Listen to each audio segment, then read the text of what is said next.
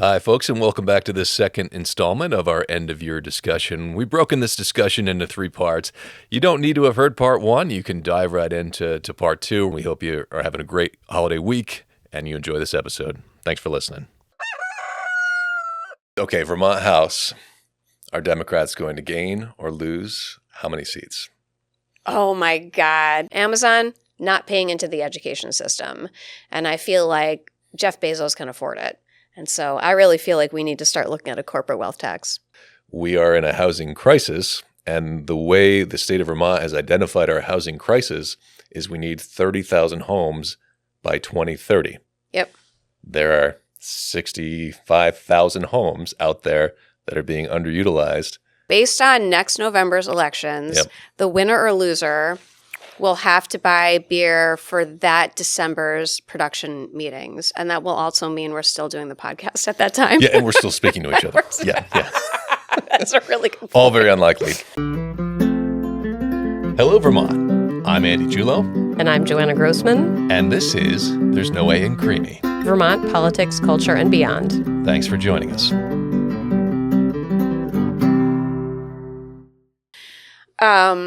I don't know if you've heard, but some of our federal funding is at risk here in Vermont. Get out. Yeah, and it seems like, I'm just going to go out on a limb here and say that it seems like the current president doesn't like Vermont very much. I think that you are correct about that. Yeah. Yes. I don't think he knows us. You know, he doesn't, when he gets to know us, he'll like us better. I'm just kidding. I think if he came here, he would not get a kind reception. Well, he did come here, didn't he? No, that was J.D. Vance. Did he come here? He came to the Flynn. Oh, yeah. Right? Yeah. Oh, now that makes me sad. Yeah. Because it's like, love the Flynn. Yeah. Yeah. J.D. Vance did not get a nice reception. No, he didn't. I don't think that Donald was Trump like, would if he came here either.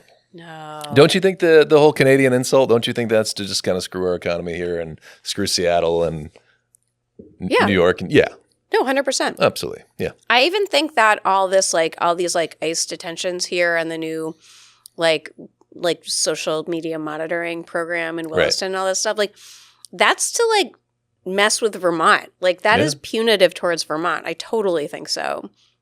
And he's trying to like set us up so that during the election he can like make an example of Vermont somehow. I mean, and then he'll fundraise off that with the Republicans in red states. Yes, we are like we are the example that they use in red states of like we'll end up like Vermont. Yeah, and it's crazy because we live here and we know it's not really like everyone everywhere in Vermont like, you know, like I don't know, like makes their own flour and eats organic. It's not really like that. Like some people are like that. What's up? You're not doing those things? I mean, I no. Okay, so not everyone does that. I have made flour and I do eat some organic. What about you? Oh, we make everything from scratch. You do not make your own flour. But I have done it. Yeah, you have done that? Yeah. Yeah. I'm just saying. Yeah. Maybe when I worked at the Shelburne Museum, I made some flour. I think I did from something. Oh, yeah. Yeah. When Issa was little, like we did like a sort of like a project one summer, like to see like how much stuff we could make ourselves. And like we don't have a farm, and what it came down to was like we don't have like a cow or like. Are we going really long? No, I'm just looking. I'm just saying like so it like. So I'm looking out of the corner of my eye, so it doesn't. I'm not drawing attention to the camera, and sure. You just had to call it out. Well, you edit, so. Yeah. Anyway, sorry. Okay. Now I have to make a cut right in the middle of this. Sorry. Anyway, yes. So we don't have a cow or a wheat field or anything like that. Right. So it made it a little harder to do the homesteading thing. But we do have chickens who we love very much. And, you know, they're a good source of eggs still.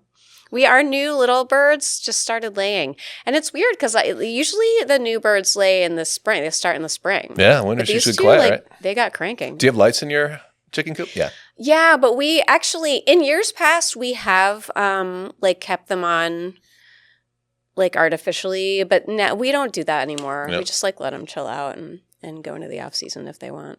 Sure. They want to kick back for the winter. They do. Let them do it. Our new birds are so cute, and they're like, I mean, you know, I love chickens, and these ones they're all barred rocks, so they look like the rooster. And he was lonely before, and I think he's so psyched that he's got like 2 little buddies, and they're all striped. And it's Is that what it's a bard? It's not a Plymouth? barred rock? Chuck? We have barred rocks. Chuck is a barred rock. Okay. Not a Plymouth rock. He's not a Plymouth. Okay. Yeah, I like that you were trying to ID him though. Yeah. We need for our video, we need actual footage of Chuck. That rooster is an imposter. Yeah. Well, Yeah. I was trying to identify Chuck and then get one that looks similar in the breed. That's what I was trying to do there. Oh.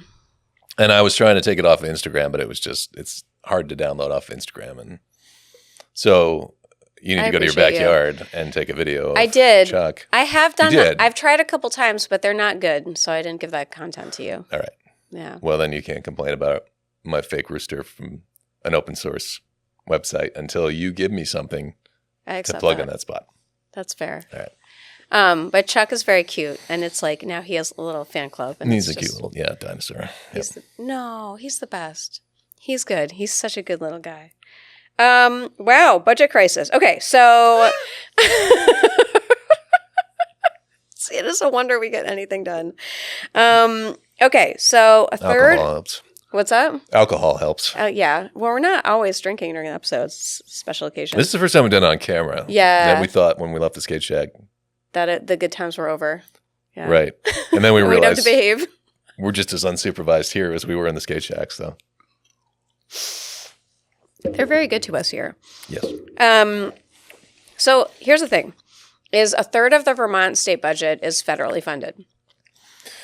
Yep. That's a lot. That is, I believe New York's in the same boat. So Oh, but okay, I didn't know that. But Yeah. still, here's my thing: is like New York and California, they're pushing back a lot, and like I love them for that. But I also think they're in a much stronger position because, like California, for example, is the 5th largest economy in the world, all on its own. It doesn't really need federal funds. Like, I mean, they might feel differently, but I'm just saying, like Vermont, we get more than we give, you know? So it's like for Vermont to lose a third of our state budget is a really big deal. And that's not even counting all the nonprofit organizations that are losing federal funding and now having to backfill, or right. Vermont Public, or like But whatever. we're not necessarily going to lose it. It's just, it's up in the air. It's It's been at so risk. volatile. Yeah, it's at risk. You just, from day to day, you never know what's coming, what's not coming. It's really hard for our legislature to create a budget and have a revenue and a consistent cash flow when the feds are all over the map. Yeah. That's just it. Like the volatility, the Yeah. unpredictability. So I was at Queen City Indivisible a couple weeks ago, and Rep. Tiff Bloomley, who's on Approps, was there, and she was talking to us, and she did this like tough love thing with us. And she was like, just so you know, like we're going to have to make some really tough decisions, and we might have to make cuts, and we're really bummed about it, and we're going to do the best we can. And she got some pushback, and it was pretty interesting that some folks were like, no, you can't cut anything. And she was like, I don't know how to not do it, but we'll do our best. And I really felt for her, because it's true. Like if we don't have the revenue, we can't pay for everything. Hopefully we do have the revenue, but yeah. That's a tough committee to be on. Ooh, yeah. Yeah, brutal. all the feeder committees can send stuff through Yeah. and be the good guys, Yeah. but then somebody's got to figure out how many marbles you got to disperse and what programs die on that table. Yeah. It's rough. Yeah, I've watched my programs die in their committee, Oh. and I just actually felt bad for them. Oh, really? I don't want to be chopping this stuff. Well, that makes sense. It was interesting when Jess Barquest was on with us from Planned Parenthood, and she was saying, yeah, like everybody needs a slice of pie, and there just isn't enough pie. Yeah. And I thought that was a very reasonable perspective. Yep. Yeah, we need more pie. We need more revenue. We need to figure out how to be independent and self-sufficient here, which was never like my beat. I mean, I always felt like, oh, like the federal government, you know, should support the states. And then the federal government like melted, you know? So we've got to do it ourselves. Pretty I'm all for interesting. more pie. Yeah, pie is good. I'm a big fan of all kinds of flavors of pie. I really like apple pie. Do you have a favorite pie? I really like them all, but It sounds like you said the mall, but I know that's probably not true. well, yeah, I don't think I've been to the mall in years. Yeah. Yeah, I think Corinne makes a chocolate peanut butter pie that I really like. Yeah, but I'm a fan of all pies. Dude, Steve makes a chocolate pie. Does he? Yeah. Big fan of that. I forgot about that. I would try that. Yeah. Okay. I'll let him know. He'll only have to hear this episode to like go to the store and get the ingredients and start making it. So that's it probably sounds done. like it would pair well with Yukon Jack. What kind of liquor was Yukon Jack? It was some kind of liqueur. Oh, really? Yeah. Like, wow. Okay. I'm so fascinated. All right. Well, we're going to learn soon. I didn't do that much research. I just found out it was a liqueur, and that was it. All right. That's fair enough. I found out I was wrong. It's not. I know. That hurts you. Yukon Cornelius. Yeah. Yukon Cornelius. He's the best. I haven't watched that yet this year. Have you? No. Yeah. We did watch Home Alone. You did? Yes. Nice. Okay. I'm going to watch that in a couple days. My nephew is like already on it. Okay. So, based on my research, talking about the budget and federal funding. So this is my big concern right now is that we're heading towards a budget crisis. And it isn't maybe. Yes, everything might work out and that would be amazing. But yeah, I mean, so the state, I'm concerned that the state budget itself is at risk. And then I'm also concerned that all the grants that come through USDA and the Small Business Administration are going to hurt small businesses when we're already hurting from the oligarchy, which has like unprecedented power and is just rising before our eyes and like building whole parts of the White House, which just really troubles me. The ballroom. So far, I mean, in my line of work, I've seen delays in grants. But it hasn't really, the funding hasn't been reduced. It's been Everything delayed. really came through? Yeah. Everything's come through. It's come through in funny ways. Yeah. Different ways. Like there's been changes. But the thing is that, and this has all been challenged, so far, is that Congress appropriates money. This is not the president's job to be doing this. Yeah. And so it's all getting overturned. Yeah. So far. That's why we have to win Congress back in 2026 because if they all get on board in the House, the Republicans in the House, in choking off these funding sources, then we're in trouble. And I'm surprised that he hasn't done more to actually rein them in to get them on board. They don't want to be on board because these grants are going to their constituents too. Yeah. A lot of these grants go to rural areas, which are Republican areas. So, well, that's why I'm surprised. The same thing makes me so surprised that Congress didn't fight harder for ACA subsidies. Right. Because that affects like real people all over the country. Yeah. It's bananas. That is bananas. I don't know. That's crazy. So that's really interesting. So it's really, the issue isn't necessarily, for a lot of programs, the issue isn't really actual cuts. It's the threat and the volatility. So far. Yeah. Okay. Yep. All right. We'll keep our fingers crossed on that one. Okay. I thought we'd do a little number here on the Joint Fiscal Office. Being a former legislator, do you want to do like a couple sentence description of what the JFO is? Sure. It's the Joint Fiscal Office. They have a pink building right next to the State House called the Pink Lady. Right.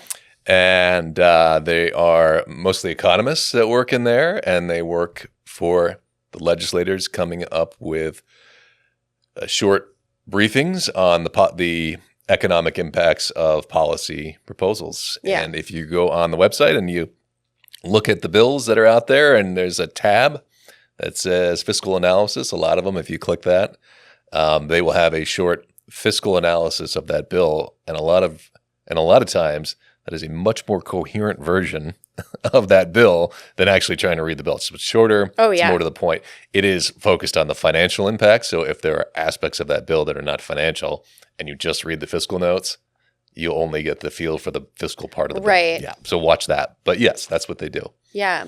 And they're nonpartisan. They are just there to work for everybody. Yeah, they're nonpartisan. It's a pretty amazing resource. It's incredible. Yeah. When I was, they had me down there when I was appointed and walked me through as much as they could cram into my head in that short period of time. I mean, I feel like their content is just surprisingly consumable. A lot of people are afraid of economics, and I just feel like really anyone can read it, and I just think they're the greatest thing since sliced bread. They just did decent size briefing. So all the legislators had what they call the all-member briefing on December 1st, and JFO did a presentation for them. Actually, it was a few presentations on different things, I think. And all of this is online. You can actually watch the video of the briefing online. I wanted to pull out a couple things that I just thought were really interesting, that so the general fund and the transportation fund and the education fund, like the big three that make up the state budget, are for the most part like on target, which is really interesting because we're talking about all this, this budget crisis and the tax letter and all this stuff. So there's all kinds of different like moving parts in the economy for Vermont that we need to pay attention to. But what I really, and we'll come back to that, but what I found completely fascinating, I totally overused the word fascinating a few episodes ago, and I need to be careful of that. I found you mentioned that, and when I was editing, I used fascinating too, and I don't know if... It's your fault. No, I was going to say I picked it up from you, but maybe I planted it in your brain. I don't know. No, I'm sure it's my fault. So one of the things that they really went in on how much the Trump administration, well, they didn't name Trump explicitly, but they really threw them under the bus for all the, the loss of Canadian revenue that we've had here. Yep. And one of the, in huge font, one of the titles of the slide said, "Needless disparagement of Canada is a costly, unforced error that has impacted Vermont tourism and meals and rooms revenue." And I thought, wow, they're not pulling punches there.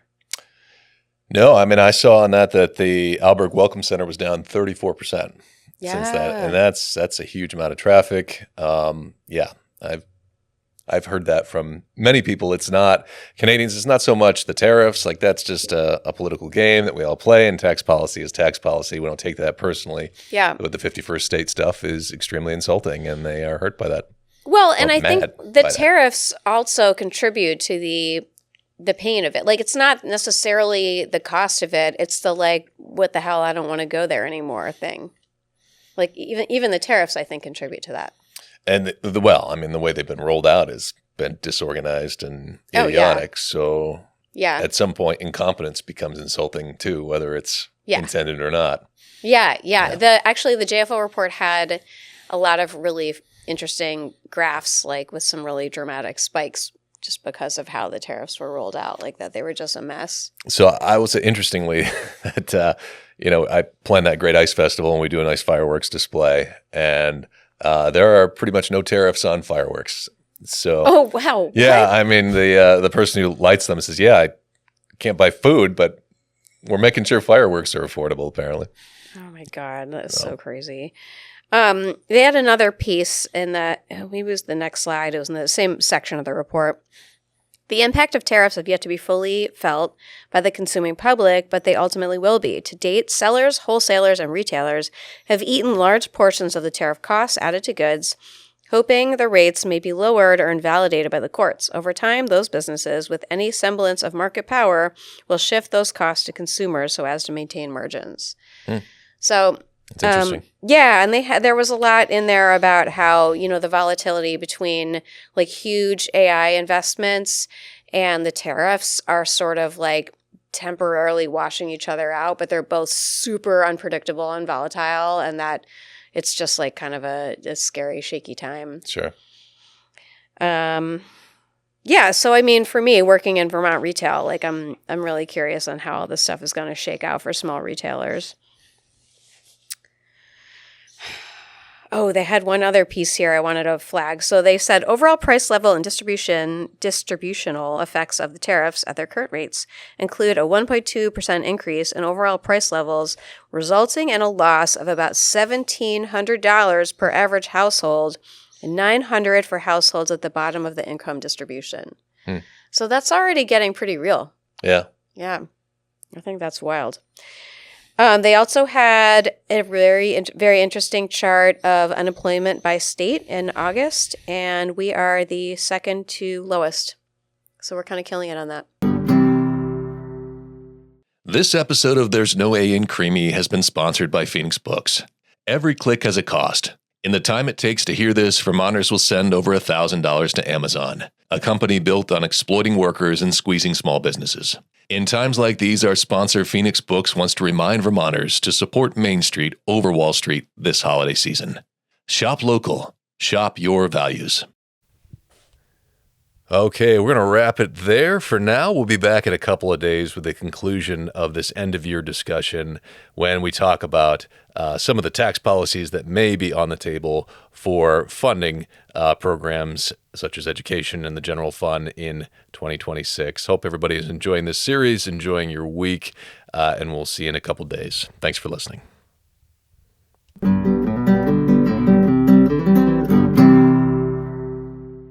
Well, that brings us to the end of this episode. Thank you all for listening. Follow us between episodes for the latest updates on our socials at There's No A in Creemee on Instagram, Substack, and Blue Sky. And catch us on our next episode of There's No A in Creemee, Vermont Politics, Culture, and Beyond in Apple Podcasts and Spotify.